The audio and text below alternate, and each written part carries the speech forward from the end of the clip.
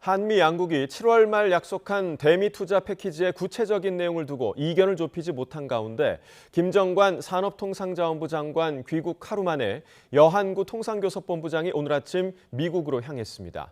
우리 정부는 또 대규모 대미 투자가 외환 시장에 미치는 영향을 최소화하기 위해 미국의 통화 스와프 재개를 요청했습니다. 취재기자 연결해서 자세히 들어보겠습니다. 박기환 기자, 먼저 통상교섭본부장이 미국으로 출국하기 전에 어떤 이야기를 했습니까? 네, 한미 관세 협상의 후속 협의를 위해 여한구 산업통상자원부 통상교섭본부장이 오늘 오전 미국으로 향했습니다. 김정관 산업부 장관이 뉴욕에서 하워드 러트닝 미 상무장관과 만나고 돌아온 게 어제 새벽이었는데요. 연달아서 통상 대표급인 여 본부장까지 미국으로 향해 협의에 속도를 내고 있습니다. 여 본부장 이야기 먼저 들어보시겠습니다.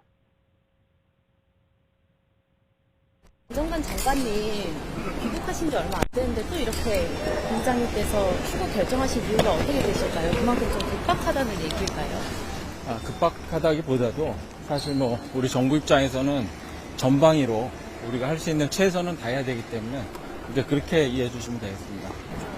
균형적인 협상 결과 그리고 또 공정한 협상 결과를 만들기 위해서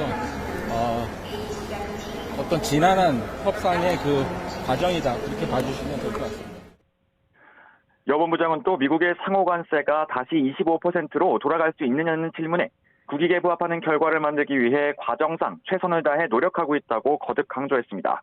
다만 미국이 요구하는 것으로 알려진 우리 농축산물 시장 신규 개방은 없다고 선을 그었습니다. 네, 이런 가운데 우리 정부가 대미 투자 패키지를 지원하는 대신 통화 스와프 재개를 요청했다고요? 네, 그렇습니다. 대미 투자의 세부 협상과 관련해 우리 정부가 미국의 통화 스와프 재개를 요청했습니다. 기획재정부는 현재 대미 투자 협상 과정에서 외환시장 영향을 최소화하기 위한 방안을 협의하고 있다고 밝혔습니다. 미국은 현재 대미 투자 패키지에서 한국의 직접 투자 비중을 늘릴 것을 요구하고 있는데요. 만약 이 요구를 수용해서 대규모 직접 투자가 이뤄진다면 달러가 대량 유출되는 동시에 원화 가치 급락과 외국인 이탈 등 외환 시장이 불안해질 수 있습니다. 이 때문에 우리 정부가 미국의 통화 스와프를 요청했을 것으로 해석됩니다.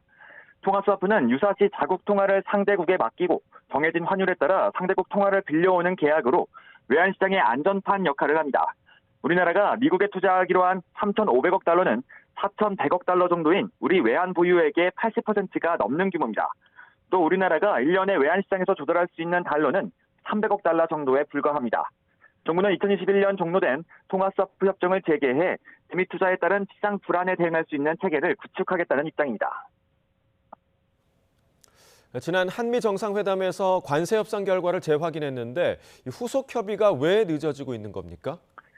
네, 한미 양국은 대미 투자 패키지에 구체적인 방안을 주고 좀처럼 이견을 좁히지 못하고 있습니다. 우리 정부는 직접 투자 비중을 최대한 낮추고 보증으로 채워 부담을 낮추기를 원하지만 미국은 한국의 직접 투자 비중을 높일 것을 강하게 요구하고 있습니다. 투자 대상 선정도 미국은 자국이 주도권을 가지겠다는 입장인데요. 반면 우리 정부는 한국 기업들이 사업성 검토를 거쳐 결정하는 방식을 주장하고 있는 것으로 알려졌습니다. 투자 이익 배분 방식을 두고도 미국은 일본과의 협상 타결사를 들며 우리 정부를 압박하고 있습니다.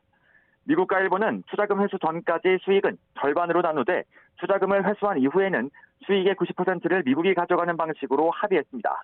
후속 협의가 길어지면서 우리 기업들에 미치는 영향도 커지고 있는데요.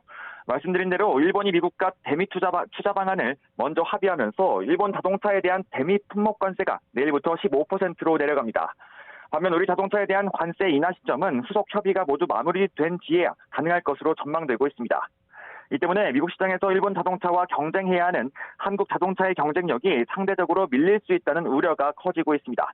지금까지 YTN 박규환입니다.